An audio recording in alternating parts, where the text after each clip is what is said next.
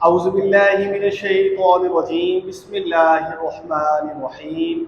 This is Mehran Ali Tahir from Tahir academy. जी dear student, आज जो है वो हम सेट एंड फंक्शन वाले चैप्टर में से जो टॉपिक करने जा रहे हैं वो मोस्ट इम्पोर्टेंट टॉपिक है, properties of union and intersect and also Venn diagram. तो डियर स्टूडेंट, आइए चलते हैं इसके मोस्ट इम्पोर्टेंट टॉपिक की जानिब। Properties of union and intersect जो है वो डियर स्टूडेंट आप लोगों के पास होती हैं चार, जिसमें सबसे पहले आ जाता है commutative law, associative law, distributive law और इसी तरह डिमॉर्गन लॉ। तो डियर स्टूडेंट, शॉर्ट क्वेश्चन में आप लोगों के पास ये आ सकते हैं इसी तरह कि राइट कम्यूटेटिव लॉज। तो कम्यूटेटिव लॉज जो है वो आप लोगों के पास दो तरह के होंगे, एक यूनियन के लिहाज से होगा, एक इंटरसेक्ट के लिहाज से होगा। जैसे first one union, second one जो है वो इसका इंटरसेक्शन के लिहाज से होगा। तो डियर स्टूडेंट, कम्यूटेटिव लफ्ज जो है ये लफ्ज है मुबादला।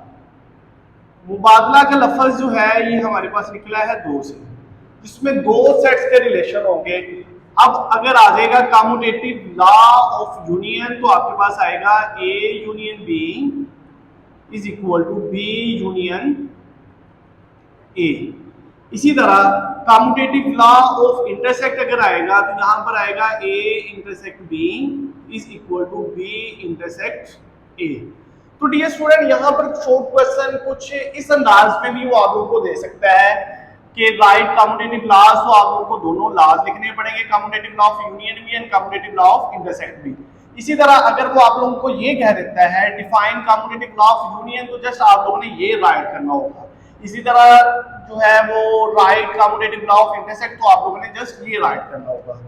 इसी तरह डियर स्टूडेंट, नेक्स्ट आ जाता है एसोसिएटिव लॉ। एसोसिएटिव लफ्ज जो है वो हमारे पास निकला है तलाज़म से। तलाज़म तीन से जो है, इससे मुराद क्या है कि इसमें तीन सेट जो है वो डियर स्टूडेंट आप लोगों के पास होंगे। तो अब आपके पास फर्स्ट वन यूनियन के लिहाज से, सेकंड वन जो है वो आपके पास इंटरसेक्शन के लिहाज से।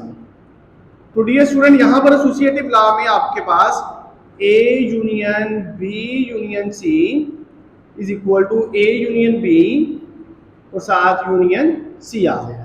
इसी तरह जब इंटरसेक्शन की बात करेंगे, एसोसिएटिव लॉ ऑफ इंटरसेक्ट, तो आप लोगों के पास A intersect B intersect C is equal to A intersect B intersect C.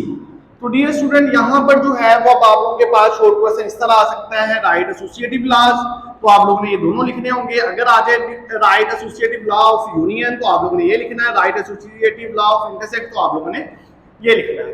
Next जो है वो आप लोगों के पास आ जाता है डिस्ट्रीब्यूटिव लॉ। तो डिस्ट्रीब्यूटिव जो लफ्ज है वो निकला है तकसीम से। अब तकसीम करना किसको है, डिवाइड करना किसको है, डिवाइड किसको करना है, यूनियन को इंटरसेक्ट पर और इसी तरह इंटरसेक्ट को यूनियन पर। इसमें जो आपके पास फर्स्ट आ जाएगा वो आ जाएगा यूनियन ओवर इंटरसेक्ट, और इसी तरह आप लोगों के पास सेकंड वन जो आ जाएगा वो आ जाएगा इंटरसेक्ट इंटरसेक्शन या इंटरसेक्ट ओवर यूनियन। तो डियर स्टूडेंट, यहां पर जो है वो आप लोगों ने देखा कि डिस्ट्रीब्यूटिव क्या है। डिस्ट्रीब्यूटिव लॉ अगर आपके पास आ जाए तो ये दोनों राइट करने होंगे। ये आपके पास इस तरह भी आ सकता है distributive law of union over intersect. तो ये आपके पास किस तरह आएगा, A union B intersect C, union over intersect. इसी तरह अगर यहां पर आए तो इंटरसेक्ट ओवर यूनियन है A intersect B union C. अब यहां पर एसोसिएटिव और डिस्ट्रीब्यूटिव में तीन तीन सेट तो आते हैं, लेकिन स्टूडेंट कुछ गलती करते हैं। जैसे यहां पर जो है वो पहला लिखा हो, बाकी दोनों ब्रैकेट में लिख दिए, यहां पर पहले दोनों ब्रैकेट में लिख दिया और तीसरा जो है वो वैसे लिख दिया। यहां पर सेम इस तरह नहीं है। यहां पर अब आपके पास यूनियन जो है वो डिवाइड होगा, ए यूनियन बी, फिर आपके पास इंटरसेक्ट आ जाएगा और साथ आपके पास आ जाएगा ए यूनियन सी। और यहां पर ए इंटरसेक्ट बी, फिर साथ आ जाएगा यूनियन ए इंटरसेक्ट सी। तो ये डियर स्टूडेंट आप लोगों के पास डिस्ट्रीब्यूटिव लॉ लिखा गया। नेक्स्ट जो है वो आप लोगों के पास most important short question right De Morgan law, तो आप लोगों के पास दो हैं, वो आपके पास है A union B whole complement is equal to A complement intersect B complement, और सेकंड वन जो है A intersect B whole complement is equal to A complement union B complement.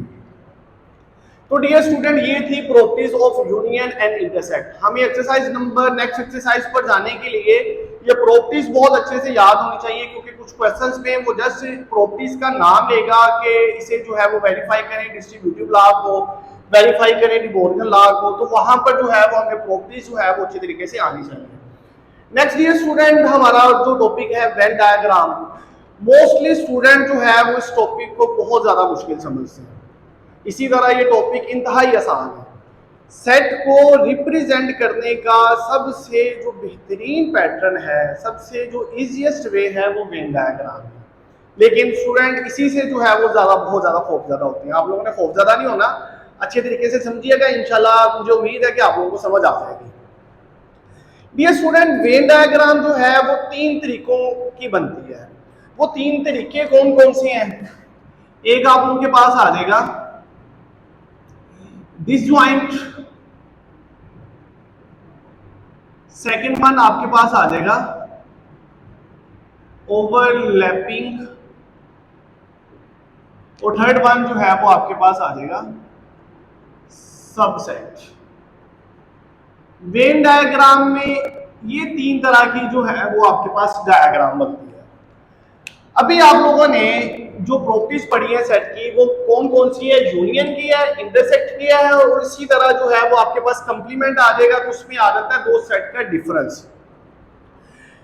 मैं कुछ सेट लेता हूं, जैसे अभी आपके पास एक सेट है ए 1 2 3 4 5 6, एक सेट ले लिया। चलिए 5 तक ले लेते हैं ताकि थोड़े डिजिट ही रहे। अभी आप लोगों ने तीन डिफरेंट सेट लेने हैं जिसका रिलेट करना है आप लोगों ने।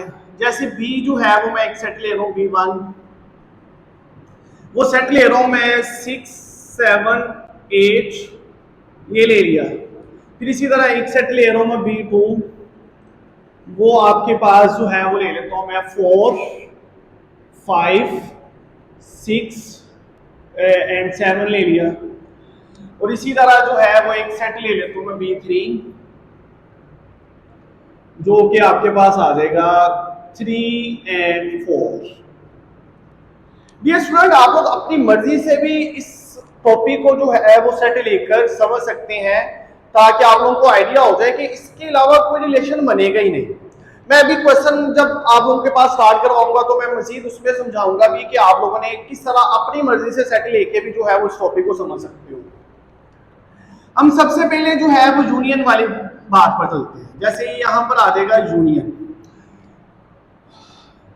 यूनियन का जो है वो रिलेट करते हैं। जैसे ए यूनियन B1, तो ए वाला सेट आ गया 1 2 3 4 5 यूनियन 6 7 8। तो यूनियन डियर स्टूडेंट आप लोगों को पता है कि यूनियन में सारे ही एलिमेंट्स लिख दिए जाते हैं 1 2 3 4 5 6 7 एंड 8। इसी तरह डियर स्टूडेंट ए को B2 के साथ रिलेट करें, ए यूनियन B2, वो आपके पास क्या आ जाएगा? अगर मैं डायरेक्टली जो है वो आंसर राइट कर दूं 1 2 3 4 5 6 7। इसी तरह डियर स्टूडेंट अगर आप लोगों ने इसे रिलेट करना है ए को B3 के साथ, ए यूनियन B3, तो वो आप उनके पास क्या आ जाएगा? क्योंकि 1 2 3 4 उसी में ही है 1 2 3 4 एंड 5। तो डियर स्टूडेंट अब चलते हैं, ये मैंने यूनियन का जो है वो ए को B1 के साथ भी यूनियन ले लिया, ए का B2 के साथ भी ले लिया, ए का B3 के साथ भी ले लिया। अब चलते हैं इनके वेन डायग्राम पे जाने। वेन डायग्राम क्या है डियर स्टूडेंट? एक रेक्टेंगुलर शेप है, जैसे ये भी एक रेक्टेंगुलर शेप जो है वो मैंने ड्रॉ कर दिया है। तीन पार्ट है तो तीनों के लिए रेक्टेंगुलर शेप जो है वो ड्रॉ कर देता हूँ।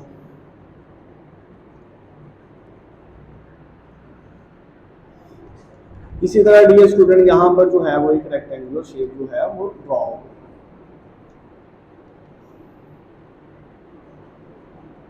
इसमें ये रेक्टेंगुलर शेप जो है इसे कहते हैं यूनिवर्सल सेट। यूनिवर्सल सेट से मुराद क्या था? जिसमें तमाम सेटिंग मौजूद हो वो यूनिवर्सल सेट होता है। ये आपके पास यूनिवर्सल सेट आ गया। अब इसमें डियर स्टूडेंट आपके पास सबसे पहले ए है, ये ए वाला सेट है, इसे मैं लिख रहा हूं 1 2 3 4 एंड 5। और बी वाला सेट जो है वो आपके पास क्या आ जाएगा?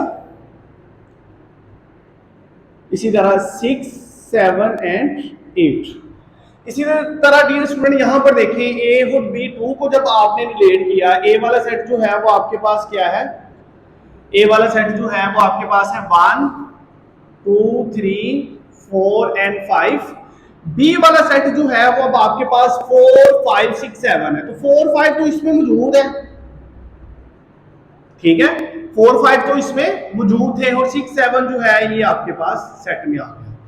तो डियर स्टूडेंट नेक्स्ट जो है वो चलते हैं। ए वाला सेट आपके पास क्या है? ए वाला सेट आपके पास है 1 2 3 4 एंड 5 और बी वाला सेट उसी सेट के अंदर ही मौजूद है 3 4। तो डियर स्टूडेंट इसी तरह इसका इस पैटर्न से तीन तरह की डायग्राम बनती है। सबसे पहले क्या है? डिसजॉइंट। मतलब क्या कि अगर दो सेट्स के मुतल्लक इस तरह का रिलेशन है कि उनमें कोई भी मेंबर सेम नहीं है, तमाम मेंबर्स डिफरेंट है, तो कौन सी शेप बनेगी? डिसजॉइंट। जैसे मैंने इधर लिखी है डिसजॉइंट शेप बनेगी। अगर किसी सेट के कुछ मेंबर किसी दूसरे सेट में भी मौजूद हैं तो कौन सी शेप बनेगी? ओवरलैपिंग। अगर किसी सेट के तमाम मेंबर्स किसी सेट में मौजूद हैं तब कौन सी शेप बनेगी? सबसेट वाली। तो डियर स्टूडेंट आप लोग खुद कोई भी सेट ले लो कि जब आप लोग उन दोनों के दरमियान रिलेशन करेंगे तो वो इसी तरह का रिलेशन बनेगा। या तो वो क्या बन जाएगा आपके पास? डिसजॉइंट के दोनों सेट ही डिफरेंट है, सारे मेंबर्स ही डिफरेंट है। इसी तरह यहाँ कुछ मेंबर सेम हो जाएंगे, यहाँ जो है वो आपके पास वो सारे ही मेंबर उसी में मौजूद आ जाएंगे, तो आपके पास वो सबसेट वाली शेप आ जाएगी। अब डियर स्टूडेंट इसकी आ जाती है शेडिंग की जानिब। शेडिंग जो है वो इसकी इस तरह होती है कि जो आंसर है उसे आप लोगों ने शेड कर देना होता है। ये अब आपके पास आंसर में आ गया, ये अब आपके पास आंसर में आ गया। इसी तरह ये वाला जो है वो अब आपके पास सारा ही आंसर में आ गया। ये था हमारा जो लिंक यूनियन के साथ। अगर जो है वो हम इसे करते हैं इंटरसेक्ट के साथ, इंटरसेक्शन के साथ जो है वो रिलेट करते हैं, इंटरसेक्शन के साथ रिलेट करते हुए डियर स्टूडेंट देखिएगा कि आप लोग के पास क्या क्या जो है वो शेप्स आ रही हैं। अब करते हैं ए इंटरसेक्ट B1। तो आप लोग डियर स्टूडेंट इंटरसेक्ट से क्या मुराद है कि जो दोनों सेट्स में एलिमेंट आते हैं वो लिखते हैं। अब इन दोनों सेट में कोई भी मेंबर सेम नहीं है तो क्या आ जाएगा? Empty set. इसी तरह यहां पर जब इंटरसेक्ट का करेंगे ए इंटरसेक्ट B2 तो कुछ मेंबर जो है वो आ रहे हैं सेम, तो आप लोगों के पास क्या आ जाएगा? 4 एंड 5 इसका आंसर आ जाएगा। इसी तरह डियर स्टूडेंट यहां पर जब चलेंगे तो आप लोगों के पास ए इंटरसेक्ट B3 जो है वो आपके पास क्या आ जाएगा? 3 4 जो है वो सब में आ रहा है, तो 3 4 जो है वो हम राइट कर देंगे। इसी तरह डियर स्टूडेंट इन सब की जो है वो वेन डायग्राम वैसे ही जैसे आप लोगों ने ऊपर ड्रॉ की है सेम एज इट इज ही बनेगी। जैसे ये अब आपके पास ए वाला सेट आ गया, ये आपके पास बी वाला सेट आ गया, क्योंकि इनके कोई भी मेंबर्स आपस में नहीं मिलते थे तो डिसजॉइंट सेट हो गए। इसी तरह डियर स्टूडेंट यहां पर आप लोगों के पास एक रेक्टेंगुलर शेप जो कि यूनिवर्सल सेट है, उसमें ये अब आपके पास ए वाला सेट है, ये आपके पास बी वाला सेट है और यहां पर आपके पास 4 एंड 5 जो है वो ओवरलैप कर रहे हैं, दोनों सेट्स में आ रहे हैं। इसी तरह डियर स्टूडेंट नेक्स्ट जो है वो चलते हैं। तो ये अब आपके पास वेन डायग्राम रेक्टेंगुलर शेप आ गई, ए सेट आ गया और बी सेट उसी में मौजूद है। तो डियर स्टूडेंट यहां जो है जो आंसर है वो क्या है? एम्प्टी सेट है, तो किसी में भी शेडिंग एरिया नहीं होगा। यहां पर आंसर क्या है? 4 5, तो ये वाला एरिया जो है वो हमारे पास शेड हो जाएगा। यहां पर आंसर जो है वो हमारे पास सबसेट है 3 4 वाला, तो ये वाला एरिया जो है वो हमारे पास शेडिंग रीजन में आ जाएगा। तो ये डियर स्टूडेंट आप लोगों के पास इंतहाई आसान तरीके से वेन डायग्राम है। इसी तरह अगर हम डिफरेंस पर चलते हैं a माइनस बी वन, तो माइनस करेंगे तो वो भी आपके पास क्या आ जाएगा, एम्प्टी सेट आ जाएगा। इसी तरह डिफरेंस वाले में जब इनको डिफरेंस करेंगे तो आपके पास 4 5 नहीं रहेगा, बाकी 1 2 3 6 7 आ जाएगा। तो ये 4 5 को छोड़ देंगे, 1 2 3 6 7 को जो है वो हम हाईलाइट कर देंगे। इसी तरह 3 4 को छोड़ देंगे, बाकी एरिया जो है वो शेडिंग रीजन में आ जाएगा। तो वो आपके पास आंसर आ जाएगा कि अगर आप लोगों ने इनका डिफरेंस करना है। एक आपके पास डिफरेंस भी आता है, डिफरेंस इन सेट्स के साथ अगर आप लोग करते हैं तो मुझे उम्मीद है कि आप लोग इंतहाई आसान तरीके से जो है वो परफॉर्म कर लेंगे। एक डिफरेंस आता है आपके पास कंप्लीमेंट के थ्रू। कंप्लीमेंट वाला जो है वो डियर स्टूडेंट मैं आप लोगों को गाइड कर देता हूं। कंप्लीमेंट वाले में आप लोगों के पास क्या आ जाएगा, कंप्लीमेंट वाले में डियर स्टूडेंट आप लोगों के पास आ जाता है ए कंप्लीमेंट। ए कंप्लीमेंट आपके पास क्या होता है, U minus A. U minus A से क्या मुराद है, इसका एक जनरल वे जो है वो मैं आप लोगों को समझा रहा हूँ। जनरल वे में डियर स्टूडेंट आप लोगों के पास ये एक ए सेट है, ये आपके पास क्या है, यू। अब यूनिवर्सल सेट में से ए सेट को निकाल देना है। दोबारा समझिएगा, कंप्लीमेंट क्या होता है, यूनिवर्सल सेट में से ए सेट को निकाल देना है। तो ए सेट निकल जाएगा, बाकी सारा जो आपके पास आएगा वो आपके पास क्या आ जाएगा, यूनिवर्सल सेट आ जाएगा। मतलब कि बाकी सारा एरिया जो है वो आपके पास शेडिंग में आ जाएगा। और दूसरा जो है वो इसके अलावा जो है ये वाला ए जो है वो हमने यूनिवर्सल सेट में से निकाल दिया, जो शेडिंग रीजन है वो हमारे पास आंसर है। तो डियर स्टूडेंट ये कंसेप्ट था वेन डायग्राम का, उम्मीद है आप लोगों को समझ आई होगी। ये अब आप लोगों ने properties of union and next exercise के लिए उसी तरह वेन डायग्राम का कंसेप्ट लाजमन लेना है, ताकि आप लोगों की अगली एक्सरसाइज जो है वो आप लोगों को करने में आसानी हो जाए। मुझे उम्मीद है कि आज का लेक्चर आप लोगों को पसंद आया होगा। मेरी मजीद वीडियो के लिए मेरे चैनल को सब्सक्राइब करें, लाइक करें, शेयर करें। बहुत शुक्रिया, जज़ाकल्लाह, अल्लाह हाफिज़।